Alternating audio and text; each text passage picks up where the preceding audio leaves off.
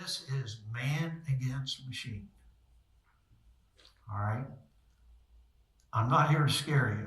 I'm just telling you that this ELD situation is out of control because they are using a computer algorithm to audit your logs on things that you've never looked at before.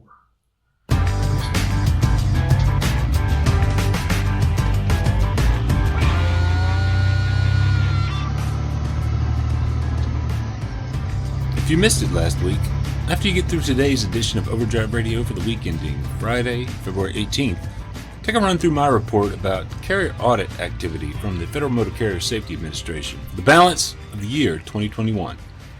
With stats pulled early this month, it's clear the agency has not done what then Enforcement Chief Joe DeLorenzo hoped for in late 2020 when he noted a footing for enforcement getting back to some sense of normalcy after the pandemic emergency that year.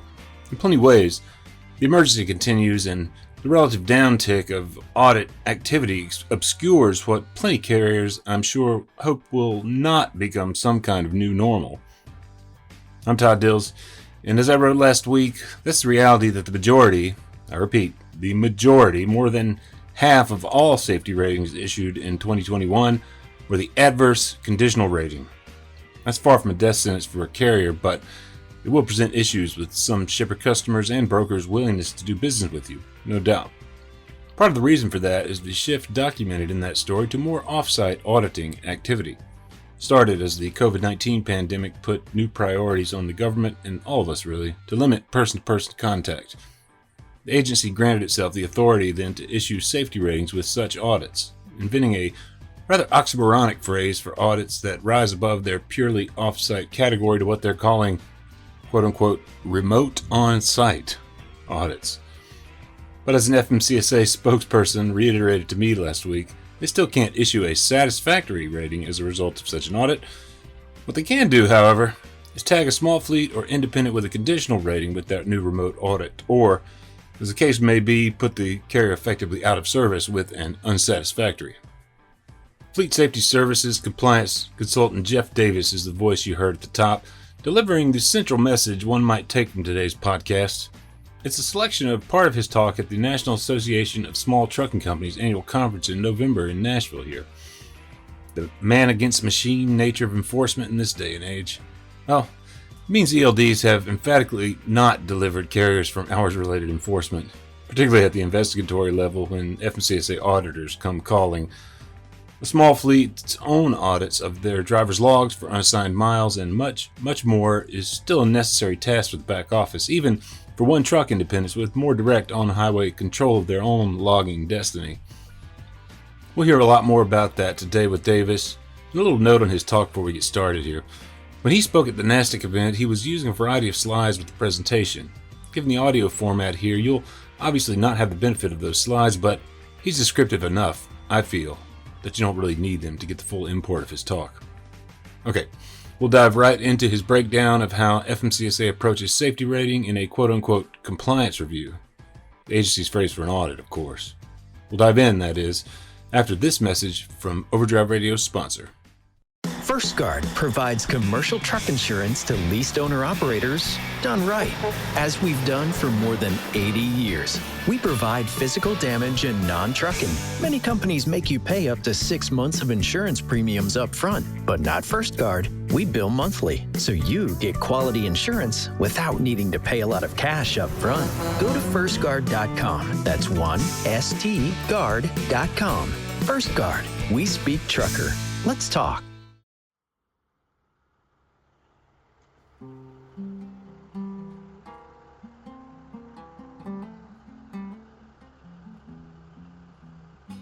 This is the basic rating factor of a compliance review, all right?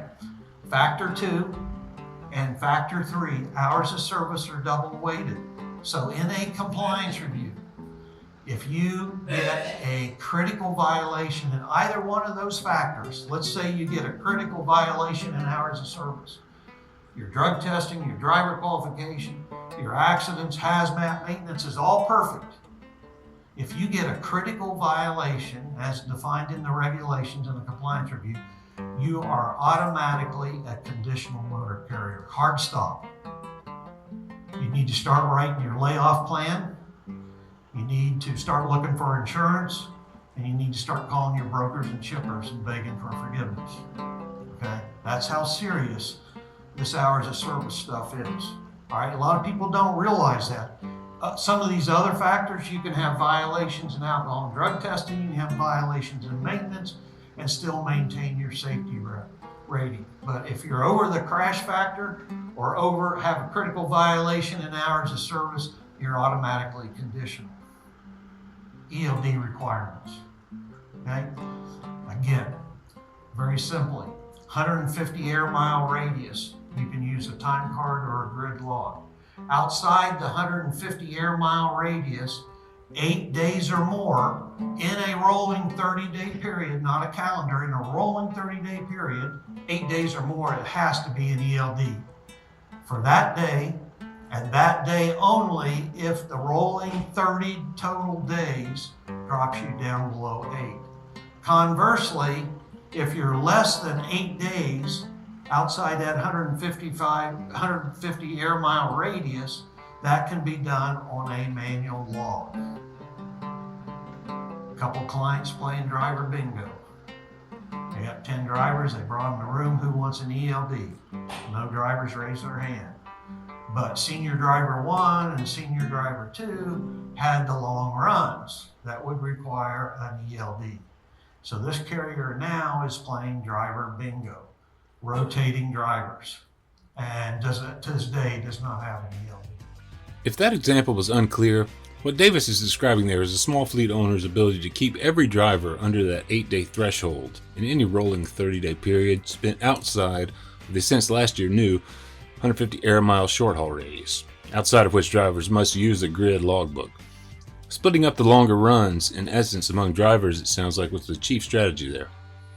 When it comes to those audits, though, and the outsized importance hours of service violations can have in conditional ratings, Davis went on to spend a good deal of time addressing back office management of unassigned miles, and much else besides, germane to any independent or small fleet in the audience when it comes to keeping things buttoned up ahead of any audit. This is a whole hour right here on how to audit ELDs, and I do want to hit unassigned miles. I think that's really important before we close up here. The agency is required in an audit to review a sample size of logs. So for instance, in a carrier that's, let's say 6 to 15, they have to look at 150 logs. And it's how the motor carrier scores on those 150 logs determines their hours of service score, which ultimately determines maintaining their safety rating. See how that works? So what we want to do is learn to figure out who the agency is going to select, and I'll give you some tips on that. But an offsite audit, which was in the regulations prior to COVID, what the motor carrier does is they do 90 logs, 3 drivers for 30 days. True story, client Chicago, 150 trucks, going through a compliance review. All right, they picked 3 drivers, and luckily the auditor picked it on Friday. So the plan was we had to log in and the password.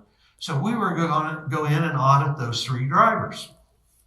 Well, I got a phone call from the motor carrier. Hey, Jeff, we got a problem. What's the problem?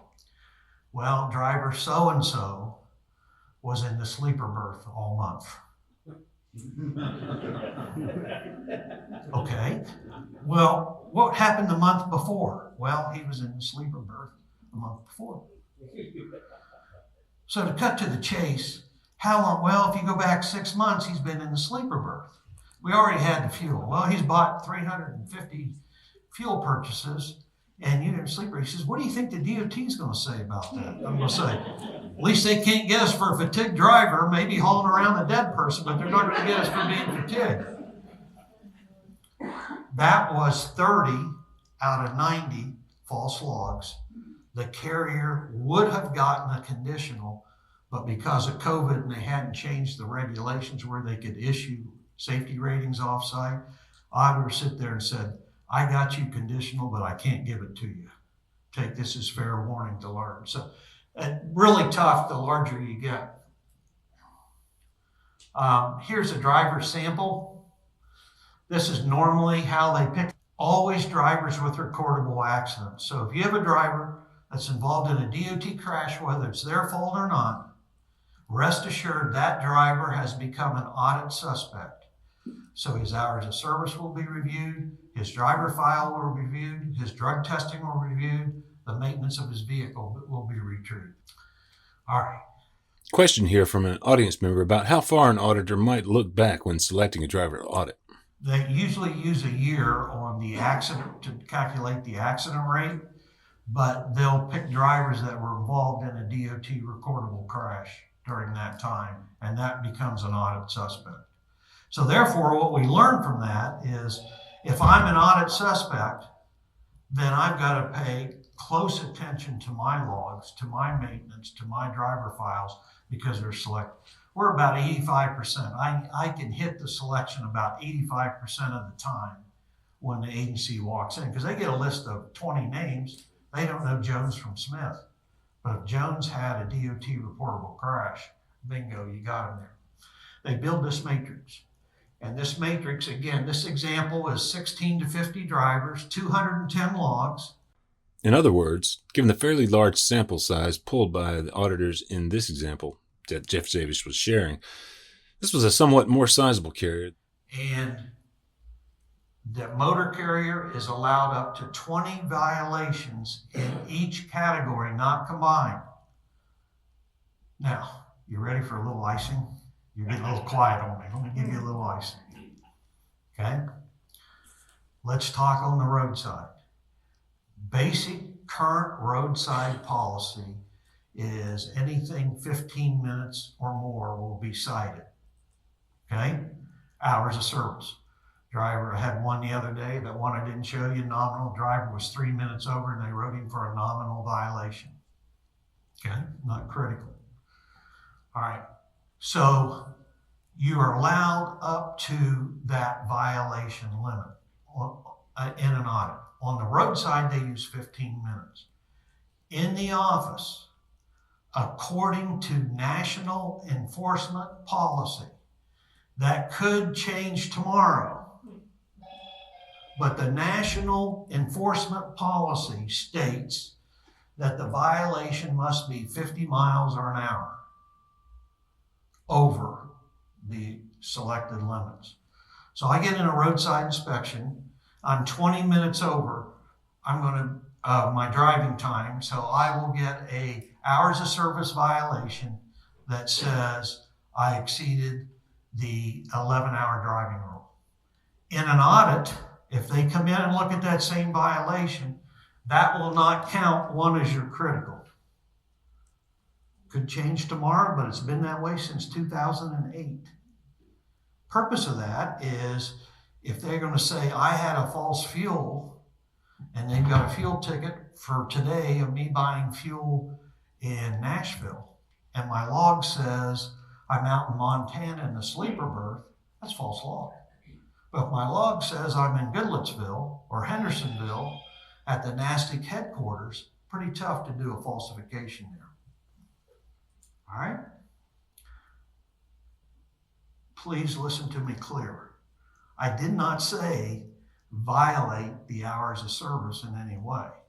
I did say that there's two different standards between roadside and office in an audit. Question here from transportation attorney Hank Seaton, who was out in the audience, that aimed to reemphasize the non-randomness of the sample that is selected for review. In response, Davis reemphasized that as well. There is no randomness about this audit. None. Okay? You don't need a PhD or you don't need a safety consultant to go into your CSA scorecard and see that your best driver that moves the most freight is the one with the most violations in a DOT crash. Guess who they're going to audit? Have to by policy. But they fall. But good question. It's not random at all. A carrier owner in the audience brought up the audit targeting potential with respect to a driver involved in a crash that was not his fault. Given the crash will sit on the motor carrier's record regardless of fault. There's nothing you can do about that, right? He asked. Davis brought up the Crash Preventability Determination Program for challenging specific crash types with the following succinct explanation. For much more about the program, search How to Data Queue a Crash at overdriveonline.com. Basically, use the data queue systems to submit a qualifying crash for review and, if determined not preventable, crash is removed from calculation of carrier CSA basic scores, as Davis here explained.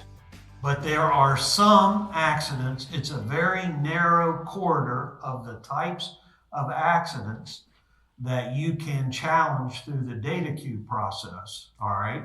A lot of accidents we feel like we should be able to challenge, we cannot challenge, all right? It's a very small corridor.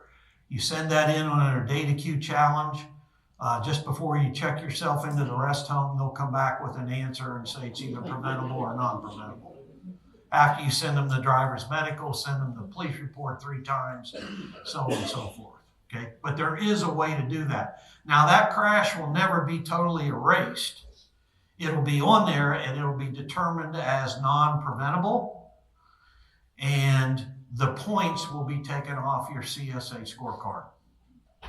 All right, keep moving here, we've got a couple more minutes. What the agency uses now to audit logs is an algorithm called ERODS. Broadly, ERODS is actually a piece of software. ERODS takes a data packet from your ELD. You're not sending, on those sample of 3 drivers, we're not sending over PDFs of the logs. We're not printing out the logs and letting them count the logs. What we're doing is sending a data packet of that ELD information over through our ELD system. We can't see it, we can't smell it, we can't taste it, we can't touch it.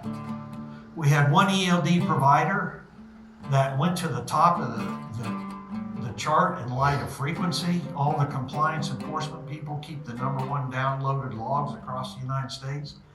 And this bizarre, one of these bizarre softwares nobody had heard was in #3 spot. So this happened in Ohio. So the DOT goes in and says, hey, we're not here to audit you. Let's see what's going on. You know what they found out? Each ELD system must shake hands with the FMCSA's web server once a day. Hey, we're out here. If you need data, we're hooked up. What this ELD provider did was sending every log every day to the FMCSA.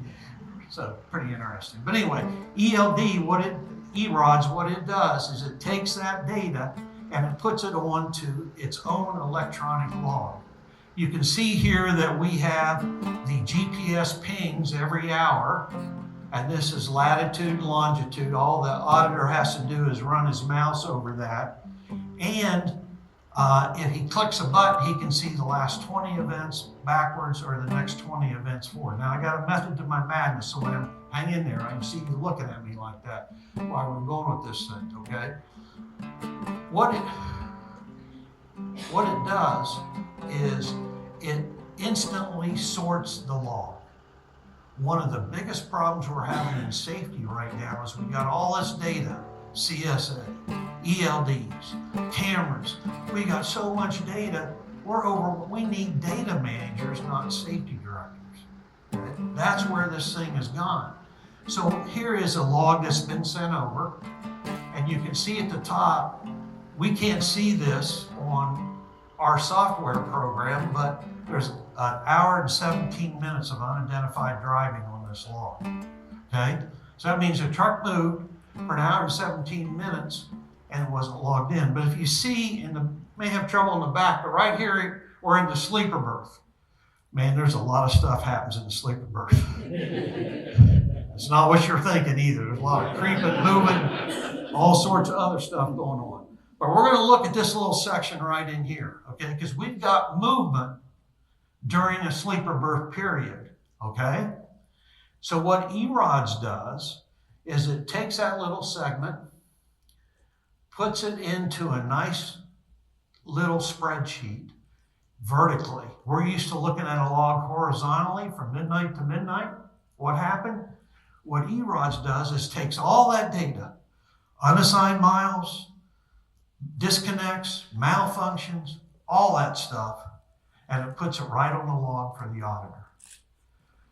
I finally got to wit's end. I've worked for 2.5 years trying to get the FMCSA to release a public working copy of this program. I went back 3 years ago. I went to all the major software providers, ELD providers, and begged them to write this program, and nobody would. I don't know if it's that complicated or not. But you can see how easy it is.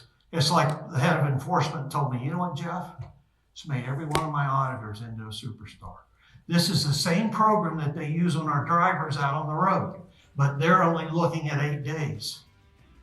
Have any of you seen some violations where a driver gets a misuse of personal conveyance and it was 4 days earlier? That was E-Rods that pulled that out. So what we learned from that is if a driver doesn't accept the miles on Monday and just lets them go, he's going to live with his sins for the next 7 days. In other words, if a small fleet back office attempts to appropriately assign miles to a driver that were not logged correctly, those unassigned miles Davis mentioned earlier, and the driver doesn't accept them, the driver and the carrier are open to potential roadside violations for the next 7 days. E-Rods makes it easy for inspectors to find them. Fortunately, as Davis gets into in what follows, small fleets with good ELD programs have tools to get at all those unassigned miles as a log auditor themselves to make sure they're accounted for as they should be. Same goes for another common violation Davis sees often enough in audits.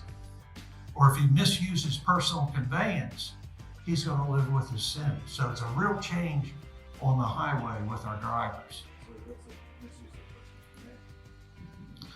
That would be another seminar that would start tomorrow at 8. And after the protesters are out of here, then we get to it. You know, I've done a couple of town halls on personal conveyance, and you talk about somebody dancing like me. I'm Mr. Like This. I'm dancing so hard my shoes are wearing out by the time those things are over with. Real quickly, last slide. We're going to show one more unassigned miles. This is the correct way to audit an ELD. I have so many owners of companies come to me and say, hey, I want to cut my safety department back. We've got these electronic logs.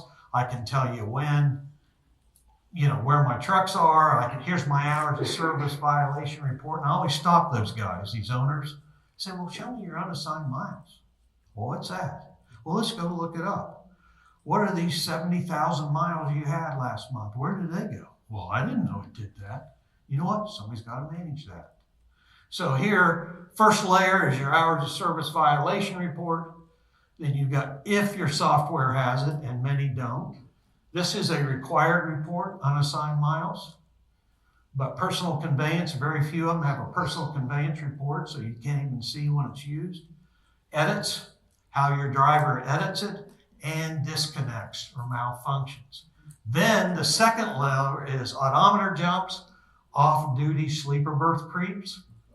That's what we just saw in our example. We had somebody creeping in the sleeper berth, power on, power off, fuel purchase transactions. God, we thought we'd get rid of matching fuel. The time you swipe the card, it is the greatest predictor of either a malfunctioning unit or the driver pulling some shenanigans. You would be shocked. And by the way, as a little tip, I'm not asking you to audit fuel, but the FMCSA will use it against you. So if you do a survey of your drivers, just go into their log, match it to the fuel transaction report, and see how many of them log that off duty. Because all fueling has to be done what? On duty, not right. Every one of those is a false log. But if you propose an edit, which you have every right and responsibility to do with the ELD regulation, the driver accepts that, it's no longer a false log or an edit log. Promise, last slide.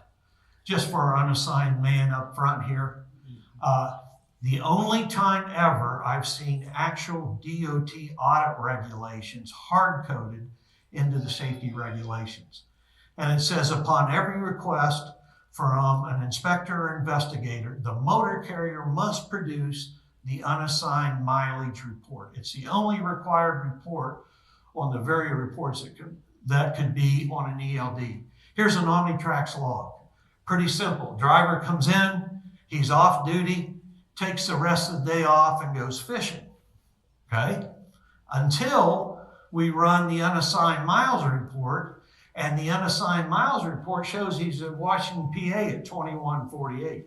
So what really happened was he went a trucking. All right. Now, how do we find that? We found that from the unassigned miles report. If this log was run through E-rods, it would put it right there, unassigned miles. This is man against machine. All right. I'm not here to scare you. I'm just telling you that this ELD situation is out of control because they are using a computer algorithm to audit your logs on things that you've never looked at before. Everybody says, hey, my average of service is only 1%. That's great. Tell me what your false logs are. Well, I have no idea what false logs are. We go on all afternoon. And just what was the number 2 critical violation uncovered in audits in all of 2021? As I reported last week, it was, quote, false reports of records of duty status. Just what Davis referred to there. False logs. And we're back at the beginning of a fashion. If you take nothing else from today's podcast, this is man against machine. Take that one to heart before the auditors come calling. Overdrive Radio is a production of Overdrive, voice of the American trucker. It's edited and produced by me, Todd Dills, with acoustic guitar and other additional support from Overdrive extra contributing writer and trucker-songwriter Long Haul Paul Marhofer. The podcast is backed up further by Overdrive news editor Matt Cole, social media coordinator Holly Young, and executive editor Alex Lockey. Until next time, keep it pro out there.